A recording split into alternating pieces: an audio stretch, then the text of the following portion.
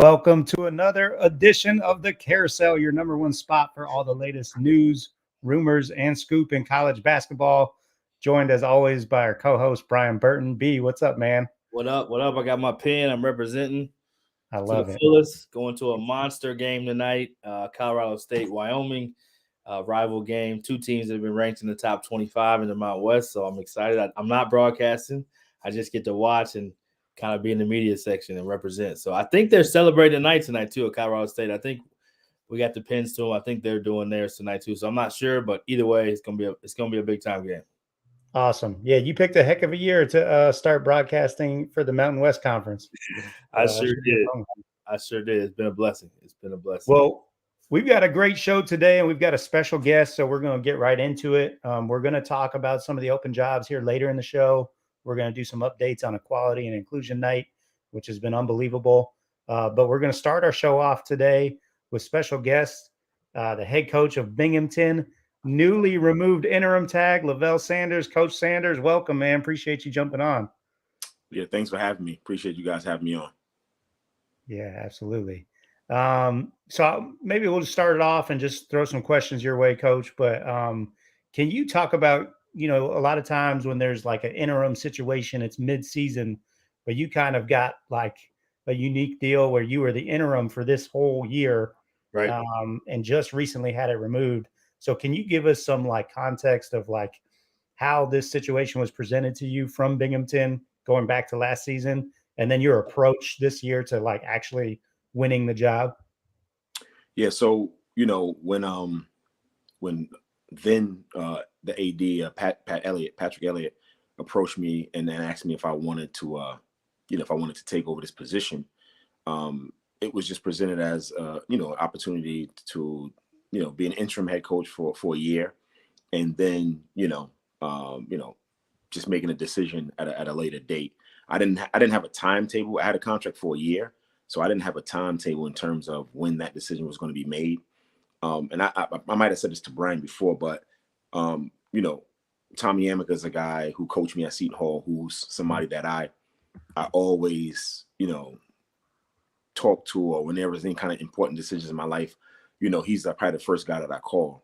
And when this opportunity came about, again, he was one of the first people I call, and he told me, you can't go in there and try to like do this job as you're trying to get the job. You have to do it as if you're already the head coach, right? And I never looked at myself as an interim head coach, because when it's really just a label, right? Because when you're doing the job, you're doing the job as a head coach. There's no such thing as you're doing the job as an interim. That's just a label, right? You have to prepare the guys. You have to run the program. Like, I don't even know what an interim looks like, right? Like if we look that up, like what does that look like? And so that's how I went about things. I just went about it as I had the job. I never ever thought about, unless somebody asked me. I went down to New York City to meet some donors, like in June, July, and one of the first questions one of the donors asked me was, how does it feel to be an interim head coach? And at that time, it was kind of the first time since like February or March when I had really heard that. And so it was, I was like, wow, I don't know how to answer that, because I don't even think about it, So, I didn't put any kind of pressure on myself. I just knew that what we had to do as coaches was prepare the team as best as possible, get them ready to play. And then after that, everything else would take care of itself. Yeah, and you guys are doing a great job, 8-7 in conference right now. And B, feel free to grab the next question after this, and we'll just go back and forth. But I'm just curious. Like, I've heard things about like coaches when they take over a program doing small, like subliminal things to kind of change the culture and change, shift the mindset. And you hear about things like coaches come in and just change the decor of the gym or start putting up quotes on the wall. Was there any small things like that you came in from day one and just said, like, let me just, shift things in appearance or the way we do things here to start, putting my own brand on this? We don't have the budget to just go in and just start changing things up, right? But I think the main thing was I didn't want to disrespect Coach Dempsey in any way. because of Coach Dempsey was the reason that I was on the staff, right? He gave me an opportunity. And so I didn't want to, disrespect him in any way.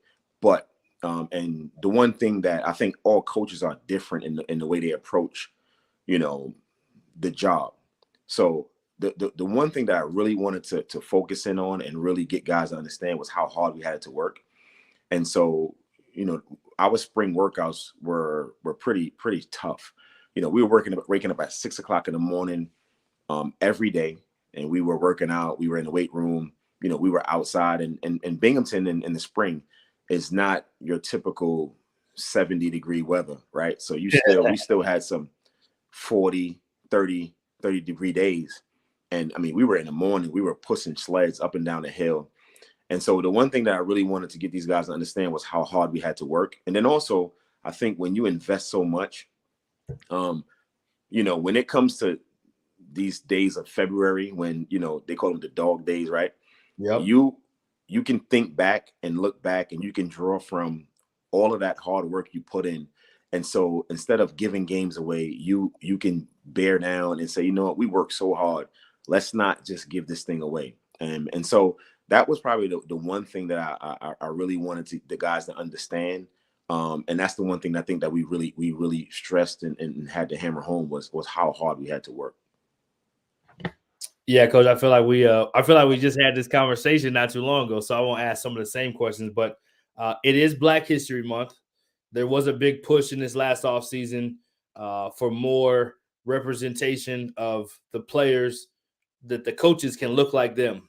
So to give this opportunity to be quote unquote interim, but to be given the opportunity to just be a head coach, what has that meant to you, not only just in general, but as a Black man as well? Because we know that we don't necessarily always get these opportunities. So did that have a different responsibility that you carried with it? I'm just curious. Yeah, I was talking to Dwayne Killings when we played against Albany, right? And he's the other, minority in our league. Yep. And one thing that he said, and I told him I feel the same way, is just a responsibility that we have for the people that's coming behind us. Yep. And I think that's important because, I look at like the situation that happened with Juwan Howard, with the handshake, and it's funny because Albany and our team, Dwayne Killings and our team, we had a kind of similar situation. It wasn't with the coaches, but it was with the players. And I think the one thing that I'm very conscious of is people that come behind me. I remember when I was playing basketball overseas, and I always thought about not just me playing at the moment, but I always thought about like the way that I was treating the people there, they would remember that, and all of the Americans that came after me would have that kind of, if I did a good job, they would get the benefit of the doubt. If I didn't do a good job, it would be the same thing. And so I still have that same feeling now. And so I really want to stress to anybody that's in my position and that has an opportunity to set an example, is that, we have to be conscious of everything that we do. We have to be conscious of, and it's not about wins or losses. It's about how you carry yourself and how you present yourself. Because again, the people that come behind you are going to be judged based off of, your positive or negative success, and how you are viewed, in the public or whatever. And so I'm really, really conscious of that. And I try to make sure I'm presenting myself in a way that if somebody is judging me, or another guy's going to get a job based on how I'm performing, handling kids, right, I want to make sure that I'm putting myself and the people that come behind me in the best light possible. Yeah, I definitely, I think that's spot on, especially if you think back to like even as basic as Jackie Robinson being first. If he didn't do a good job, who knows how that story goes? You know what I mean? So I think it is a huge responsibility. I think sometimes people don't know that. They don't maybe see that as that because they don't have that perspective. So appreciate you sharing it. I feel the same way in my own regard, doing things in media or on broadcasting. Like there's somebody coming behind me. So if I don't do a good job, then they may not be as willing to give the next gentleman an opportunity until it's comfortable. So I appreciate you sharing that. I'll talk. Right. And right or wrong, it's how society is. And I think that we have we have to understand that. We have to accept that that's the way it is. And unfortunately, we are being judged that way. And so we have to make sure, again, when we are in positions, we're putting our best foot forward and presenting ourselves in a manner that whoever comes after us will get the benefit of the doubt. And I think to piggyback too, like you look at, so minority is really more so the topic. It just happens to be that this minority is Black. But if you look at females that are in the NBA, they're in the minority. There's not very many females. So if one doesn't do a great job or whatever, the next one may not get. But now you see more and more females getting opportunities because the Becky Hammonds, the Nancy Liebermans did a good job. And so now it's a thing. So it just takes somebody to pave the way. So we appreciate you sharing those. Go ahead, it's Adam. all about opportunity. Just look at, I was watching the UConn Right. game last night, right? And, Danny Hurley was my teammate at Seton Hall. He gets ejected out of the game. Kamani, who I know Kamani from Queens, from New York, who's Right. been an assistant coach for a long time, right? Like he steps in and does a fabulous job. They get a W. And now you look on social media today and everybody's talking about, hey, all of these ADs, they should be, paying attention to Kamani. He should be on a short list. But it's only about the opportunity. It's like Kamani is the same guy he is this morning. Yep. He's the same guy he was before that Villanova game, right? But nobody was talking about, publicly, nobody was talking about him, ADs, he needs to be on a short list. But because he gets an opportunity, because Danny is not, he got kicked out of the game, now he can go out there and coach a game and, call great timeouts and make great plays and, put his team in position to be successful. So, it's about the opportunity, and then again, when you get the opportunity, you have to make the best of it. And that's right. And he's always been prepared. It's not like he just happened to, he's always been the same guy that he is, but now he had that opportunity for people to see him coach a game. And now everybody is going crazy. So again, it's just about the opportunity. Just like a woman coach, can coach men. Men can coach women. It's just about the opportunity. That's all. Well said. Yeah, we're joined here again by Binghamton head coach Lavelle Sanders, newly removed interim tag, newly named permanent head coach. Congratulations. At what point did you get a sense that, okay, they may be getting ready to remove this interim tag? And what was the feeling like when you got the news? I don't really remember like at what point. I know when you start winning games and you can see, now you got 33,800 people coming to the games, and you start to see those numbers tick up, and the team is getting a lot of attention. You of course you think, well, maybe this can happen, but again, until the ink is signed, right, you don't really know, and stranger things have happened. So, I was in kind of constant contact with our athletic director, just because he's done a great job. He's also an intern, right, and he does a great job of us having meetings quite often, so we can get a chance to just kind of know each other. Because again, he was in a new position, I was in a new position, and so we talked a lot. And again, it was just those things of keep doing what you're doing. Congratulations, not congratulations, but keep doing what you're doing. You're doing a great job. Team is playing well. And so when you start to hear those things, you can start to think about it. But again, I really tried as much as possible, not to even worry about that. My wife was coming home. We were coming home. We were winning a game, and she was like, "Hey, did anybody call you yet? Are you going to sign a contract?" And I'm like, "Listen, let's not worry about that. Let's like when it happens, it's going to happen, right?" And so I would see because the president and I, President Stinger, we have a really good relationship. We text a lot, and so when you're having those contacts and those relationships with the administration, you think something can happen, but again, not until my agent called me and said, "Hey, everything is a go," that I really believe that it happened. And was it like I'm sure it was a ton of emotions and feelings. Did you have time to celebrate? Or, I mean, I know you're in the middle of your season as well, so it's like So it happened on Valentine's Day when I got the word, and we were actually, as a family, my wife and my two daughters, we were actually having dinner when my agent called me. It was like, hey, so everything is done, blah, blah, blah. Now, it's time to sign a contract.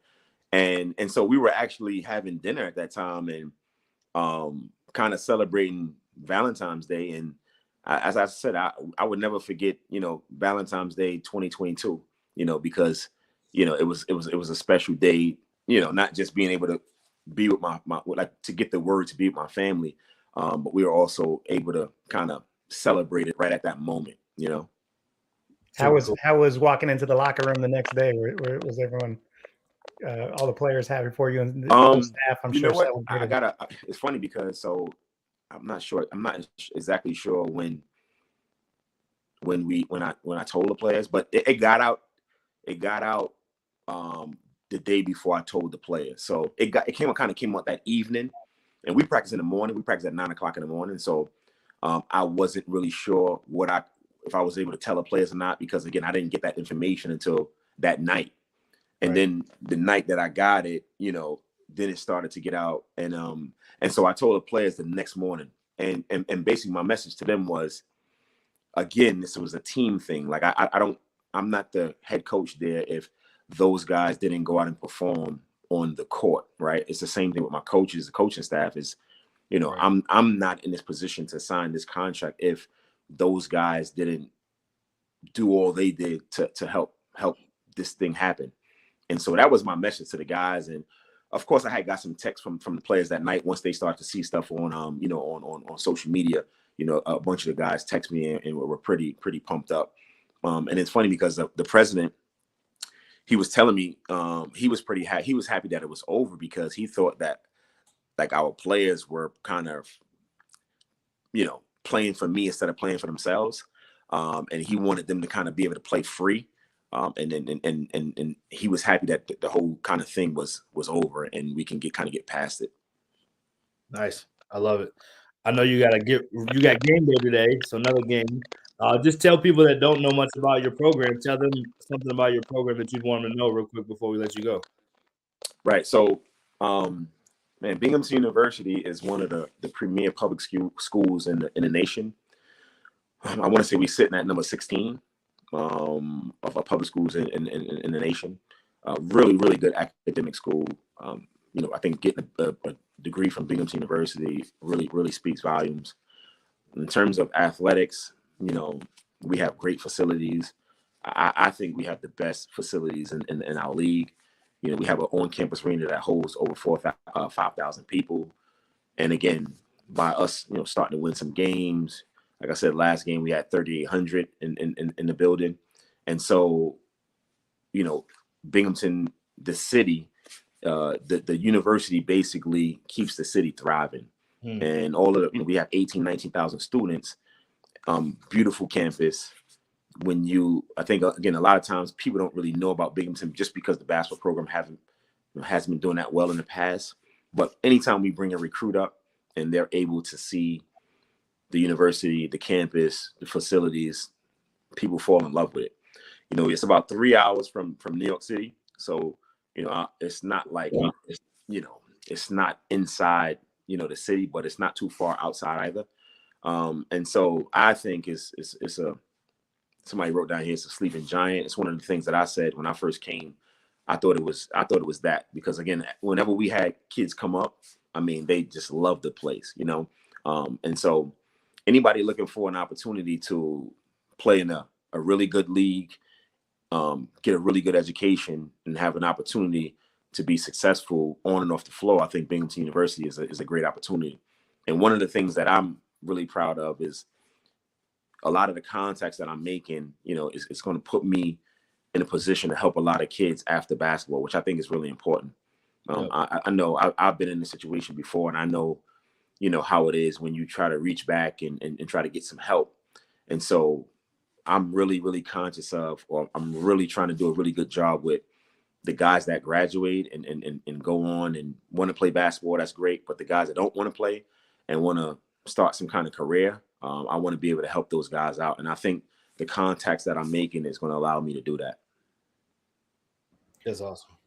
Well, Coach, we appreciate your time. I know you got a game tonight, so we'll let you get back to it. But congratulations on officially becoming the permanent head coach Binghamton University, and good luck tonight.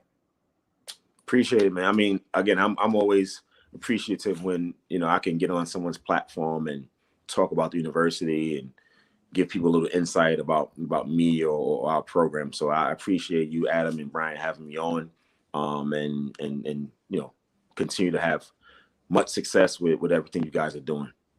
Yeah, I'll do this last plug. If you guys got a box in the mail that has these pins, feel free to wear them. We got a couple more games left. If you got the box, I don't know if you got it, but we send them to everybody. So okay, I gotta check that out. I'll check and see.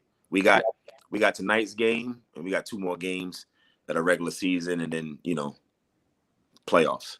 Yeah, so if it's there, you can wear any game. You don't have to. I just had to do that shameless plug. Definitely. We appreciate you. It's just excited for you to have that permanent position, man. You're gonna continue to do great things. Thank you. Thanks, Coach. All right, Val. All right, Coach Sanders, big time interview. Appreciate you making that happen today, Brian. I like bringing the guest onto the carousel. That was a good addition. Nice touch, especially with all the stuff that's going on. It's a nice touch. Absolutely. The evolution of rising coaches, man. It's just the carousel keeps evolving. Year 2. It's year 2. No doubt. Hey, I think it's just cool real quick to just say we actually interviewed him 2 weeks before he got the job on All Access, streamed through Rising Coaches as well. And yeah, he was just very peaceful about the job he's done and not thinking about, am I going to get the job or not? Which I've been in an interim situation. Those situations can be really hard. And I think if there ever is a way to approach it, he's approached it the right way. As if I have the job, I work for Tick Price too. He talked about that when he was in interim. It's a tricky situation. So you almost want to just own it as if it's your job, still having something to prove, but you have something to prove if it was your job anyway. So just do the best job you would and not think of yourself as an interim. And he's done that and deserves everything that he's getting, and excited to shine a light on a place like Binghamton. You don't hear too much about Binghamton on the bigger scale of things. So it's great to be able to get him some love and some spotlight. Absolutely. And shout out to my guy, Bryce Beamer, one of my guys that I've known since he was a baby. I worked with his mom back at University of Tampa back in the day, and he is contributing to that Binghamton success right now. So shout out to Bryce and Coach Sanders. We appreciate you. And Brian, speaking of everything that's going on, and you mentioned it there at the end, Equality and Inclusion Night is we're at the tail end of it. We're kind of in the fourth quarter. It's been an amazing month. Over 150 schools have participated across the country in pretty much every single state except Alaska and Hawaii, I think. So it's been incredible what's been going on. And like you said, you're headed to a game tonight. We've got a few more this week. So great stuff going on there. Yeah, no doubt. I was going to say one time too, last thing on Binghamton, Marlon Guild, who was a part of our Embrace Us Next Up First initiative. He's also a part of Embrace Us. He is who connected me with Coach Sanders. So big shout out to Marlon Guild, doing great things over there too. Equality and inclusion has been, I don't know what I expected. I'll probably ask you this. What did you expect and what is it really like? But it's been really cool to see across college basketball. Like you said, every state's been touched pretty much. Women's, men's, people making shirts, not necessarily specifically for us, but for what they want to stand in, but also people making specific shirts that had Rising Coaches DEI Alliance, and just seeing coaches really gravitate and get behind it and stand together and keeping this topic inside in mind has been it's been a super cool thing to see. So salute to you for the vision, salute to the team for the execution, and I could talk about it all day. So I'm gonna pass it back to you. Well, let's talk about that in a minute. I want to show this aired on CBS here this weekend. This is our executive director, Daryl Jacobs, during halftime of the George Mason and Fordham basketball game. So we're going to let this run if I can figure this out. Let's see here. Let's do the big screen. Take us out of the way. Big first half for George Mason. Have a 2-point lead on the road here at the half against Fordham.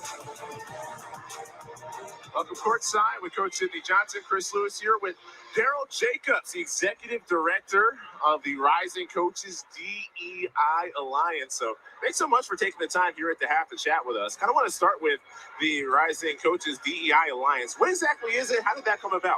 Well, Rising Coaches itself, the organization, is the largest coach association in America. We have over 1,500 coaches ranging from the NBA, WNBA, college, high school, of course, grassroots.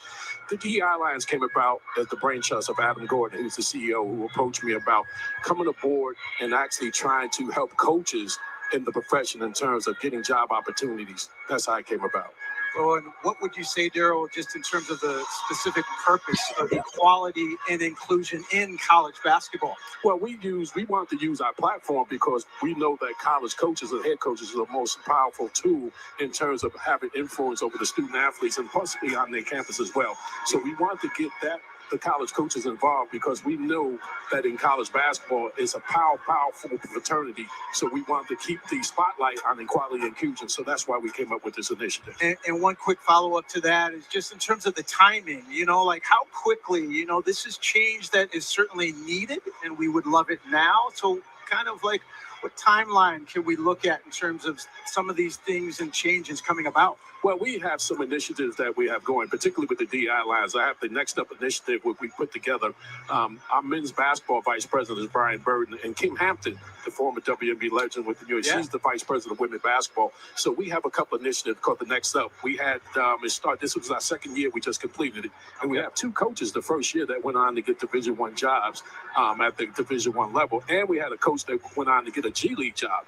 And we have part of our board of advisors. We have search firms that help us out in preparing the coaches in terms of getting them ready for interviews. And a lot of time with minority candidates, they find that they was not prepared. They don't have the secret sauce and the secret code to go in there and get the job. So that's what part of the DEI does. So is there a certain amount of benchmarks or statistics that you want to hit or the growth that you want to see in a certain amount of time? What are the metrics that you're looking at here? Well, the metrics, as you know, this past season in college basketball offseason was probably the most we've seen minority coaches being hired in the college basketball level. So it's coming about as well, even though it's not where we want it to be, not just on the coaching side, but on the administrative side and collegiate athletics as well. Dr. Richard Lapchek, as you know, who has the Tides Institute, who does the study of all professional sports and collegiate athletics, shows the statistics that right now in college basketball on the administrative side, 88 to 90% of the administrators are white males, and it's the same way on the other side with the coaches as well. We're not even talking about football and all that kind of stuff. So these are the kind of organizations we work with, particularly with Dr. Richard Lapchek and Tides.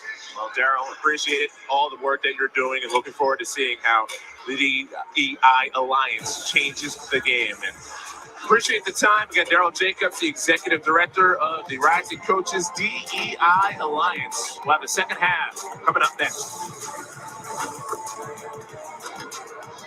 That was high level. Yeah, man, that gets me hype every time I see it. Our Executive Director, Daryl Jacobs, is the best. I mean, we're so blessed to have an amazing team, such amazing people involved. Daryl, yourself, Kim Hampton, Aaron Sinnott, and all the member organizations and everybody else on the Rising Coaches team. That's how you accomplish things. Of course, Dr. Marcus Bright, got to mention our guy. No doubt. He's Mr. Everywhere. He's all over. He was going to be here today, but he's so everywhere, he couldn't even do it. No doubt.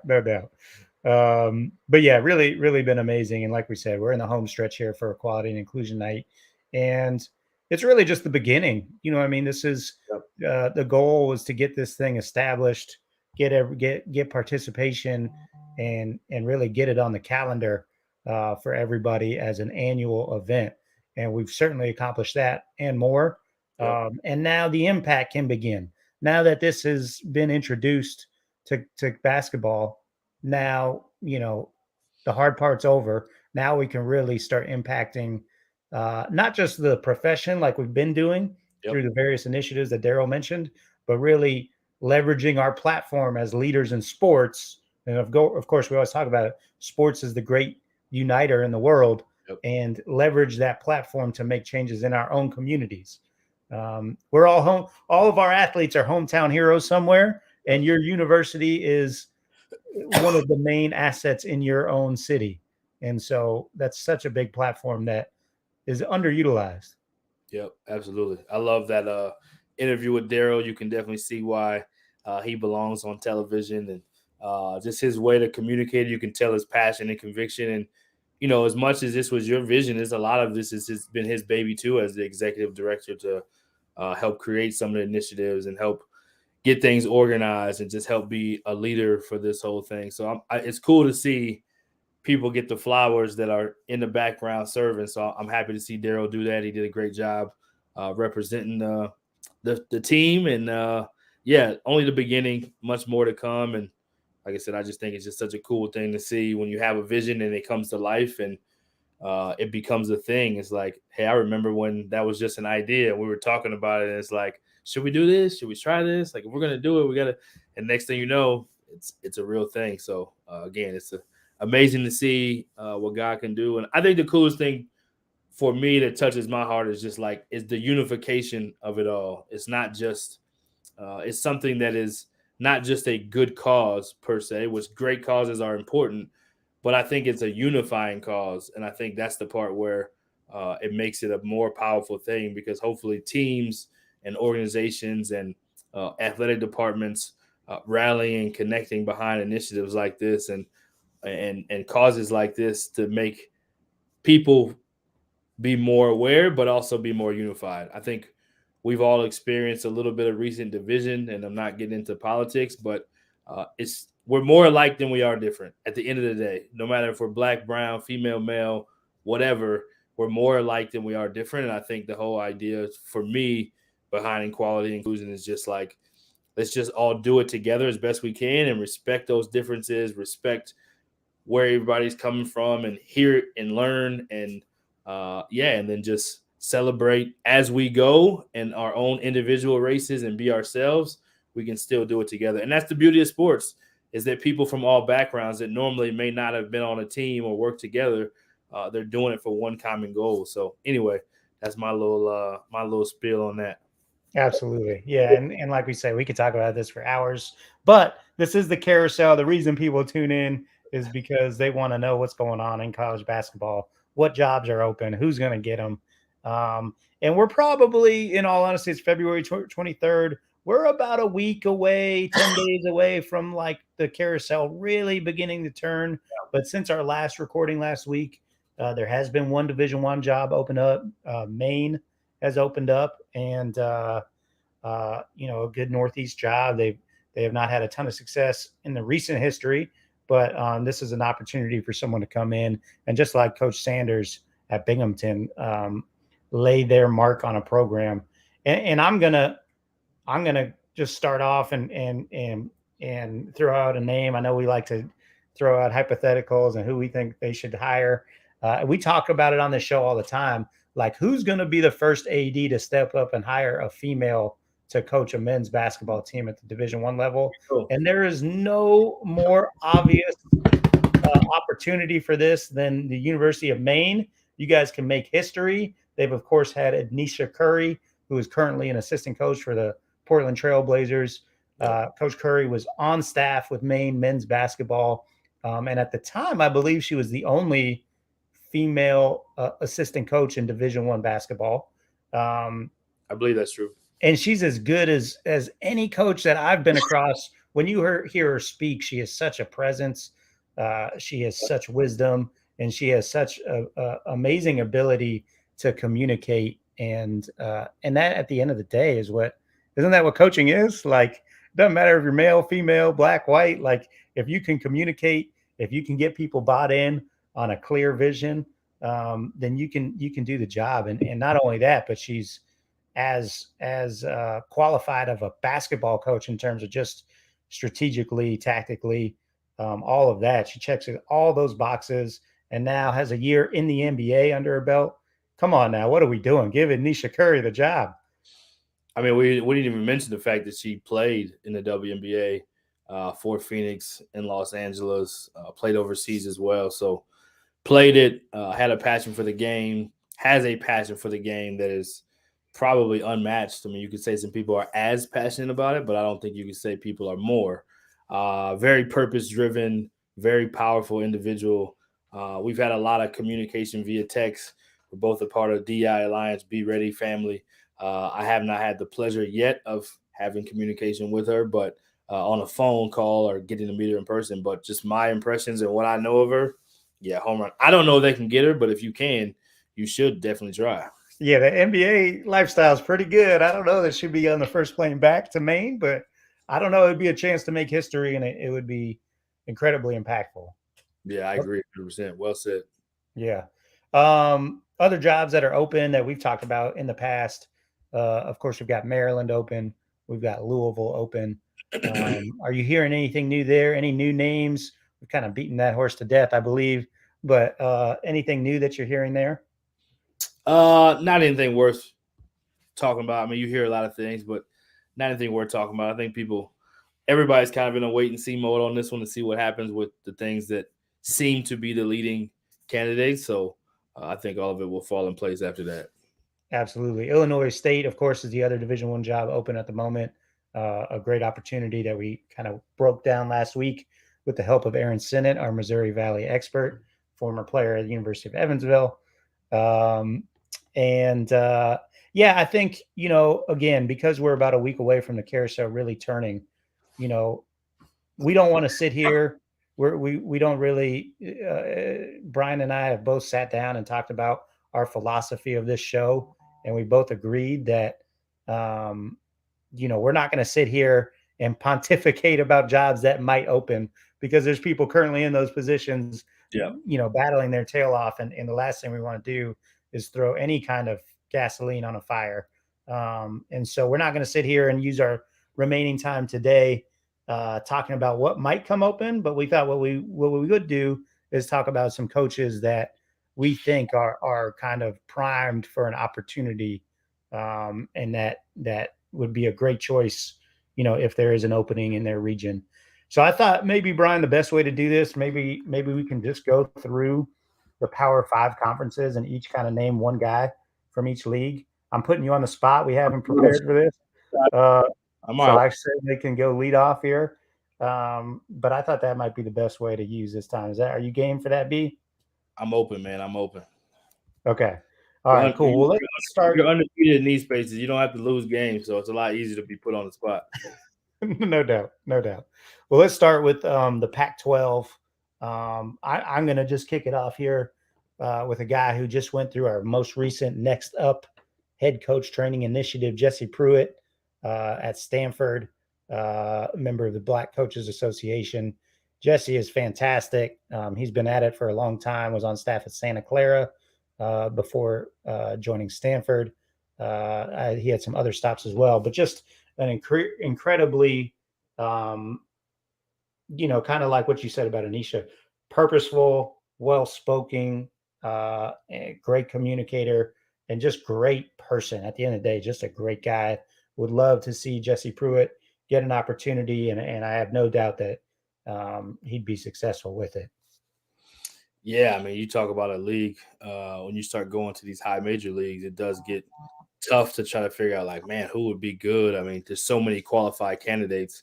I'll probably go with a little bit of personal bias on this and just say, and they're not having the greatest season this season, which is Oregon, but I think Chris Crutchfield deserves an opportunity if you look at the body of work that he's done as an assistant coach at Oklahoma for a long time with Lon Kruger, his time as a head coach in junior college, his time recently as a Division II head coach, and just a first-class guy. I think so many times guys that have been, let's just call it what it is, that have been labeled at the top of a program, and maybe they're looked at as a recruited guys like Trae Young and several other pros.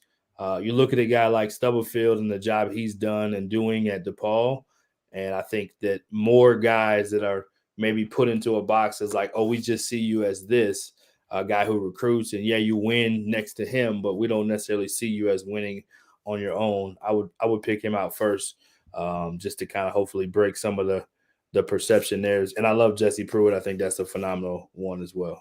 Yeah, great choice. And like you said, there's so many deserving guys in each of these leagues, so it's really hard to just say one. But yeah, I think most of the time, if we're just being blunt, and this is political, but it's also honest, like most of the time when you get to that level, and most guys feel like you have to get to that level to get the next chair, so to speak. I think most coaches at that level are capable of running a program. It's just a matter of does it fit your program. So No doubt. I think more coaches than not are capable of running Division I programs, but it's not just about the hype just because you're high major either, though. There's a lot of guys that are not high major that can definitely coach a program too. So just want to say that. Absolutely. But to be respectful for everyone's time. Yeah, yeah. I like the rules of this game. We're just going one. We're just going one guy, so that's great. Okay, let's move over now to the ACC. I'm going to go with Florida State's CY, Charlton Young. Of course, has head coaching experience, was the head coach at Georgia Southern years ago, and then since rejoined the staff at Florida State, where they've had unprecedented success. Anyone that knows CY knows what a dynamic personality he has. But not only that, has really been, like we said, a part of a staff that has made history with what they've done at Florida State on the court, winning the ACC and becoming a perennial powerhouse right there with. It's hard to carve out space when you got Duke and Carolina in your league, but they've done it. And CY has been a huge part of that success. So would love to see him get another opportunity.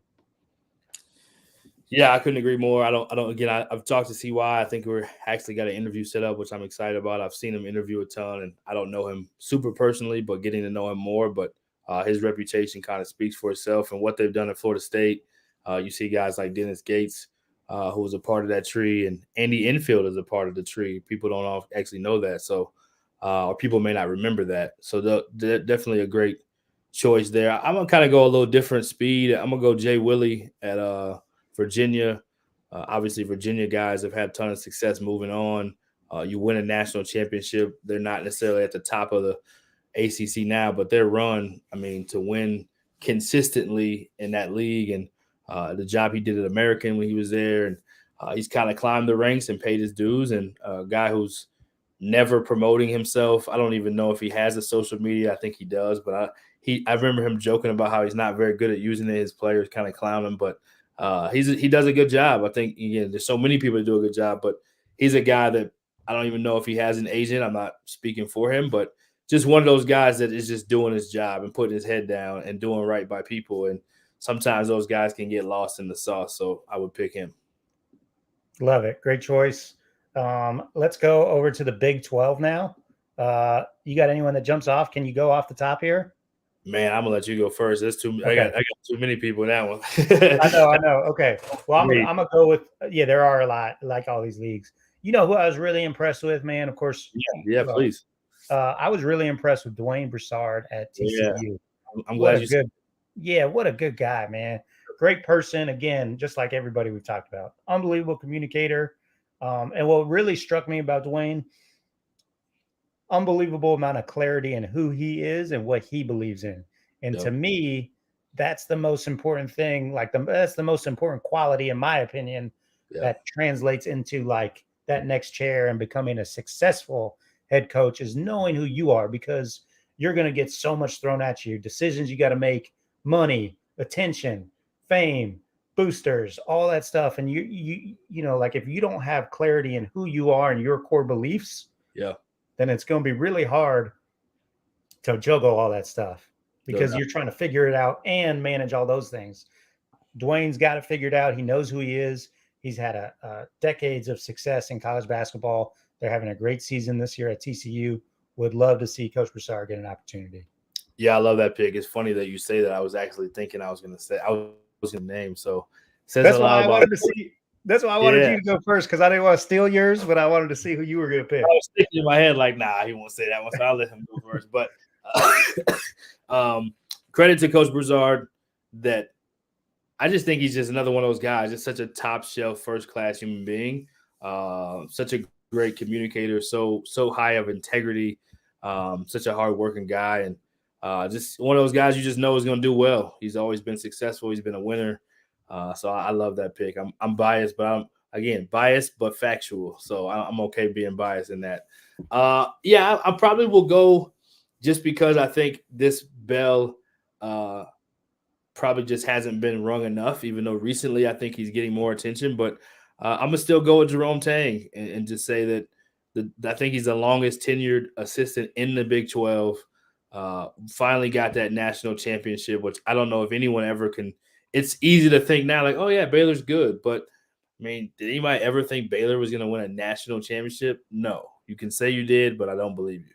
So, yeah, just looking to see what he's done. And I think at this point in his career, it's not about is he going to get a job, but he deserves a high-level job. Again, we just talked about Coach Stubblefield, for example, getting a DePaul.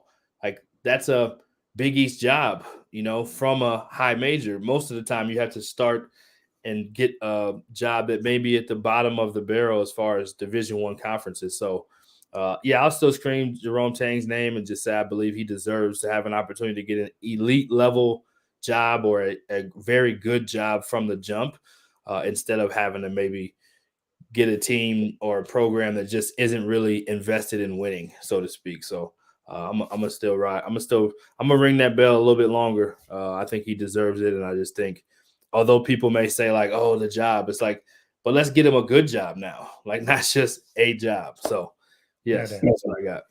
Great pick. I had a feeling you'd be going with the Baylor guys, and that is, I'm glad you did, because no doubt Jerome Tang is ready and deserving of an opportunity. All right, moving over now. I just think too, like when you like Neptune, Coach Neptune got his job. He's at Villanova. He won national championships. Like how long was he with Jay Wright? Like he deserved that opportunity. Now has an A-10 job. It's a tough one, but it's an A-10 job. So I think that example of like guys that are a part of national championships, that's the ultimate success. We say that's what we are striving for as coaches. And so when you do it, those guys deserve to be rewarded. So anyway, next league. No question. Okay, moving over now to the Big East. I'm going to go with Jeff Battle, associate head coach at Providence. And I don't know Coach Battle well. I've talked to him a few times. Seems like a great person. The reason I'm going with Coach Battle, and like always, there's tons of guys in this league that are ready for the opportunity. What I like about Coach Battle is he was the associate head coach at Wake Forest when they really had that thing rolling with Coach Prosser and then Coach Gadio. And then now currently at Providence. Providence and Wake are two like tough jobs. Those are not easy places to win. And he's part of those guys having tremendous success. And of course, what Providence is doing this year, a national championship contender. If you can help schools like Providence and Wake Forest ascend to the highest levels of college basketball, then you know what you're doing. And what that tells me too is you know how to evaluate. Right. And as a new head coach, you're probably going to get a job that may be tough, that needs to get turned around. And the ability to evaluate effectively is like the most underrated talent in coaching, in my opinion, the most underrated skill, I should say. Right. So I'm going to go with Jeff Battle. Would love to see him get an opportunity. I believe he could do it since he's done it at difficult jobs. Yeah, I like that. I would say just ride the wave of what we mentioned earlier and just say Kamani Young. He deserves an opportunity. Former UTEP minor, good player back in the day, and what they've rebuilt there. He worked with Ben Johnson at Minnesota. We see the Ben Johnson success that he's had as a head coach. I believe Kamani's a next up type of guy to have an opportunity. He's put a lot of blood, sweat, and tears into that program to help it get to where it is now. And I think it was a great moment for him last night to be able to, show that he's more again than just a recruiter. I know that's kind of a tagline, but it's just a reality that sometimes minority coaches face in this business, whether we want to admit it or not. It's just the truth. There's a lot of times where that is what you're seeing. That is what your major value is, but there's so much more to so many of these guys. So I just love to see that he had his opportunity last night to show who he is, and people can start looking at him in different ways. So I would say Kamani Young. Love it. Okay, rapid fire now. Be going to the Big Ten. I'm going to go with Purdue assistant coach Brandon Brantley. Don't know him at all. Really don't know much about him, but I know those Purdue guys always turn around and have tons of success as a head coach. Coach Brantley is kind of like that next up guy. Been at Purdue for, I think, 7-8 seasons. So I'm going with him for my Big Ten pick. Yeah, you kind of put me on the spot. It's going to look like we're a Purdue show. But I was going to go Terry Johnson, that's now at Purdue, that was at Ohio State, was with Brad Stevens back in the day at Butler. Another first-class guy, has won at the highest level. Can't get to be a better human. And I think that's part of maybe what the move to Purdue was. Sometimes you just need a change, and he did a great job at Ohio State too. But I think he's going to be a tremendous head coach when he gets his opportunity. Love it. Okay, SEC. This is a hard one because this is where like all my people are at. You want to go first? You want to go first on this one? SEC games. You're doing pretty well going first. Oh man. Okay. I got some close friends in here, and I got a lot of people that I really, really believe in this conference. So It's going to be hard. But I'm just going to go ahead and go with. Oh man. Oh, I got to punt. I gotta think this out a little bit. Let's just go two. You go two on this one. Let's do that. Okay. All right. Oh, you want me to pick two people? Yeah, pick two. You pick two. Sure. Okay. I got to go with somebody who never gets talked about. I got to go George Brooks at Mississippi State. The best, first of all, like one of the smartest and funniest people that I've ever met. The guy is brilliant. He stays out of the spotlight, I think by design. Not too many people know him. He's got a small circle, but the guy is brilliant. He is one of the best recruiters in college basketball. So I got to go George Brooks, Mississippi State. The man is ready. Give him his program. Let's go. What's the second one? Second one, man, I'm gonna go with I got to go with my Missouri guys, and there's two there. I got to go Cornell Mann and Chris Hollander. Both are fantastic human beings. Both are brilliant basketball coaches. They haven't had the best season this year, but I got to shout out those two guys as well. Yeah, good stuff. Is that the all the rounds? Are we missing anyone? You got anyone for the SEC? You got a pick for the SEC or no? I was gonna go more so AAC and just go with Houston assistant Quantas White. I think so many times that they talk about Kellen Sampson, which he is the head coach in waiting for his father when he decides to step down or do something different. But Quantas White, man, what a winner! Tremendous person, such a great basketball mind and competitor on the floor. Helped lead Kelvin Sampson teams back in the day to Final Four.